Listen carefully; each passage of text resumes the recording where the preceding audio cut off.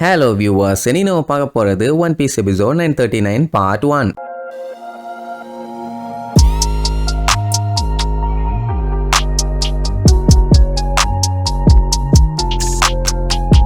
Open பண்ணா flower கேபிட்டலே கதறி கதறி அழுதுகிட்டு இருக்குது. என்னன்னா கொமரசுக்கி செத்து போயிட்டால, ஐ மீன் செத்து போனதான் எல்லாம் நம்பிட்டு இருக்காங்கல்ல, அதனால அவளுக்கு ஃபியூனரல் நடக்குது. அவளோட டெட் பாடியை கொண்டு வந்துகிட்டு இருக்கும் போது எல்லாம் கதறி கதறி அழுதுகிட்டு இருக்காங்க. யாராலையும் நம்ப முடியல, அவ செத்து போயிட்டான்னு. வருஷம் வருஷம் உயரான பாக்கலான்னு ஆர்வமா இருந்தாங்க. ஆனா கடைசியில அதுல மண்ணள்ளி போட்டானுங்களே, ஏன்டா அந்த மாதிரி பண்ணீங்க, ஏன் இந்த மாதிரி பண்ணீங்கன்னு கேட்டா அவ உரோச்சியவே எதிர்த்து இருக்கா, அதனாலதான் அவளை கொன்னுட்டாங்கன்னு சொல்லுவானுங்க. அதே நேரம் இங்க உரோச்சி பாத்தீங்கன்னா பரபரப்பா வந்துகிட்டு இருப்பான். எல்லாம் அந்த திருட்டு பைய உஷிமிட்சு கோசோ போட்டு தள்ளுறதுதான். ஐ மீன் அவன் சாகுற சத்தத்தை இவன் காதால கேட்கணுமாமா. அப்பதான் கொமரசுக்கி செத்த வலிக்கு இது ஒரு ஆறுதலா இருக்கும், அதனாலேயே நான் சீக்கிரம் வரேன்னு அடிச்சு புடிச்சு வந்துகிட்டு இருப்பான். அப்படியே கட் பண்ணி உடோனை காட்டுறாங்க. அங்க அந்த குயின் கொமரசக்கி எங்க, கொமரசக்கி எங்கன்னு ஃப்ளவர் கேபிட்டல் மொத்தமும் தேடிட்டு இருக்கான். எங்கேயுமே இருந்த மாதிரி இல்ல. ஆமா, அந்த பிக் மாம்னு ஒரு கேரக்டர் வந்துட்டு இருந்தாலே அவன் நைட்டே இந்த இடத்துக்கு வந்து சேர்ந்துருக்கணுமே, ஏன் இன்னும் வரல? சரி என்னாச்சுன்னு அடுத்தடுத்து பார்ப்போம். அப்படியே ஒவ்வொரு இடமா செக் பண்ணி பார்க்கும்போது ரசட் சூட்டவுன்ல இருக்க பிரிசனை காட்டுவாங்க. அங்கேயுமே ஏகப்பட்ட பேர்த்த அடைச்சு வச்சிருக்காங்க.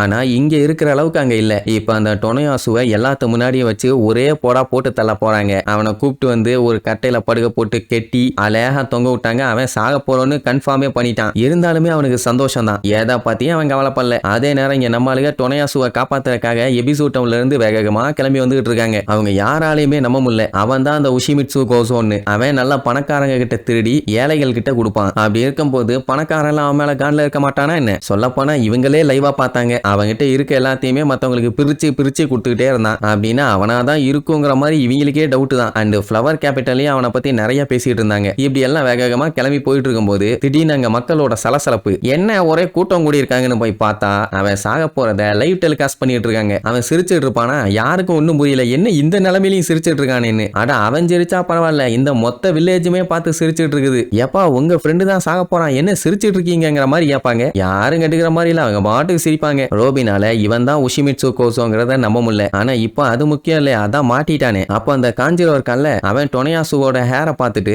இவனோட உண்மையான பேரு டொனயாசு இல்லையே, அது ஃபேக்கான நேமும்பான். அப்ப யாரா இவன், யாரு அவன் யாருன்னு சொல்றதுக்குள்ளேயே அடுத்து பாக்குரா டவுனை காட்டுறாங்க. அங்க பாத்தீங்கன்னா ஹோல்டம் ஃப்ளவர் கேபிட்டல்ல ஏதோ ஒரு சம்பவம் போயிட்டு இருக்கு போலயே. லைட் ஸ்க்ரோல் ஆன் பண்ணுங்கப்பா பாப்போன்னு ஏதோ டிவில படம் பார்க்க போற மாதிரி பார்க்க போவான். அதே நேரம் கின்னு டாக்ஸ்டோமும் அஷ்ரா டோஜியை தடுக்கிறதுக்காக வந்துட்டு இருந்தாங்கல்ல, அவங்க அந்த டொனயாசுவை போட்டு தள்ள போறத பாத்துருவாங்க. அவங்களுக்கே ஷாக்கு, இவன் இன்னும் உயிரோட இருக்கானான்னு. மொத்தத்துல எல்லாருமே உயிரோட தான் இருக்கானுங்க. ஆனா இவனுக்கு அவன் செத்தது இல்ல, அவனுக்கு இவன் செத்தது இல்ல. 20 வருஷமா இப்படியே குப்பை கொட்டிட்டு இருந்திருக்கானுங்கன்னா பாருங்களேன். இங்க நம்ம தாத்தா இருக்காரே, அவரே பார்த்துட்டு ஷாக் ஆயிருவாரு. எது இவனா இவனா இவனான்னு. ஏன்னா இவன் சாதாரண ஆளே இல்ல, இவன் ஒரு டைமியோ. அப்படின்னா வானோ கண்ட்ரில இவன் ரூல் பண்றதுக்குன்னே ஸ்பெசிபிக்கான ரீஜன் இருக்கும். அண்ட் அது மட்டும் இல்லாம புசுகி கிளானுக்காக ஓடனுக்கு கீழே வேலை பார்த்துக்கிட்டு இருந்தவன். அப்படின்னா இவனும் சாதாரண ஆள் இல்ல, கொஞ்சம் பவர்ஃபுல்லான ஆள் தான். அப்பதான் காஞ்சிரோ சொல்லுவான் இவனோட பேரு ஷிமோட்சுகின்னு. கின்னாலெல்லாம் தாங்க முடியல, அத்தனை பேத்துக்கு நடுவுல நின்று காட்டு கத்துவான். யாரும் பாத்துருவாங்கன்னு பதறவே இல்ல. இன்னொரு மேட்டர் தெரியுமா, இவன் வந்து சிரிக்கவே மாட்டான், ரொம்பவும் டெரரான ஆளு. ஆனா இப்ப பாத்தீங்கன்னா சிரிச்சுக்கிட்டே இருக்கான். அண்ட் அது மட்டும் இல்லாம கொஞ்சம் கஞ்ச பைய, யாருக்கும் 10 பைசா தரமாட்டான். ஆனா வாரி வள்ளலாயிட்டானே, அதனாலதான் ஷினோபுவாலெல்லாம் கண்டுபிடிக்க முடியல. அவன்லாம் இந்த மாதிரி இருக்க மாட்டானேங்கிற ஒரு கான்பிடென்ட். அண்ட் முடிய வேற துணியை போட்டு கம்ப்ளீட்டா மறைச்சிட்டான்ல, அதுக்காண்டி மோசமானவனு கிடையாது, நல்லவன் தான். மக்கள் எல்லாம் கதறுவாங்க,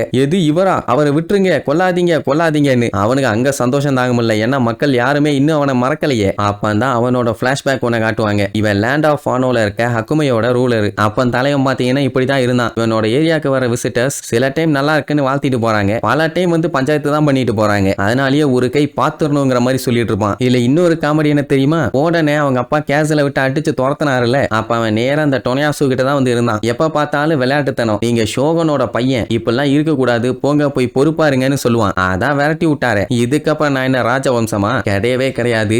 இதுக்கப்புறம்லாம் எங்க அப்பா என்னைய வாரிசா செலக்ட் பண்ணி இந்த நாட்டுக்கு ஷோகனாலாம் ஆக்க மாட்டாரு. அடுத்த ஷோகன் நீங்க தான் சொன்ன உடனே அவனுக்கு பயங்கரமான ஷாக்கு. இதே வில்ல பயிலா இருந்தா என்ன பண்ணுவானுங்க, அடடா இதாண்டா நல்ல சான்ஸ், இதை யூஸ் பண்ணி இந்த கண்ட்ரிக்கே ஷோகனா மாதிரி இல்லான்னு முடிவு பண்ணுவாங்க. ஆனா அந்த டொனயாசு வாயில அச்சு பதிகிற அளவுக்கு வாயில ஒரே போடு. இன்னும் இந்த மாதிரி சிலித்தனமா பேசிட்டு இருந்தா கொசுகி கிளானோட உண்மையான வாரிசு யாருன்னு கேட்டா அது ஓடன் தான். அப்படி இருக்கும்போது மத்தவங்க எல்லாம் அந்த பதவிக்கு போகவே கூடாது. அவங்க அப்பா சுக்கியாக்கி அந்த மாதிரி பண்ணியிருக்காருன்னா எல்லாம் உன்னோட நல்லதுக்கு தான் பண்ணுவாரு. இந்த சமயத்தை யூஸ் பண்ணி தான் நீ எப்படி வாழணும், வளரணும், சுத்தி இருக்கவங்க எல்லாம் எப்படி இருக்காங்கன்னு கத்துக்கணும். அதை விட்டுட்டு லூசு மாதிரி பேசிட்டு இருக்காதுன்னு சொன்னா அவன் இன்னும் லூசு மாதிரி பேசுவான். என்னன்னா அவனுக்கு இந்த கண்ட்ரியை விட்டே வெளியே போகணும்னு ஆசை, அதாவது கடல் கடந்து பயணம் பண்ணணும்னு. ஆனா இந்த கண்ட்ரி அதுக்கு அலோவ் பண்ணாது. இவங்களோட பாலிசி அப்படி. அது எனக்கு பெரிய தொல்லையா இருக்குதுன்னு புலம்பிட்டு இருக்கும் போதே மறுபடியும் முதுகுலயே வந்து ஒரு மிதி. சல்லி பயல எவ்வளவு சொல்லிட்டு இருக்கேன், லொல்லு பண்ணிட்டு இருக்கியா? ஒரு நிஜமான சாமுராயா மானதுக்கு அப்புறம் நீ என்ன வேணாலும் பேசு, அப்ப நான் கேக்குறேன். இப்ப மூடிட்டு போய் நல்லபடியா வாழ்ற வேலையை பாருன்னு சொன்ன உடனே கோடன் விழுந்து விழுந்து சிரிப்பான். என்ன வாழ்க்கடா இதுன்னு. அதுக்கப்புறம் தான் அந்த திருட்டு கூட்டத்து கூட சண்டை போட்டு எல்லாத்தையும் திருத்தி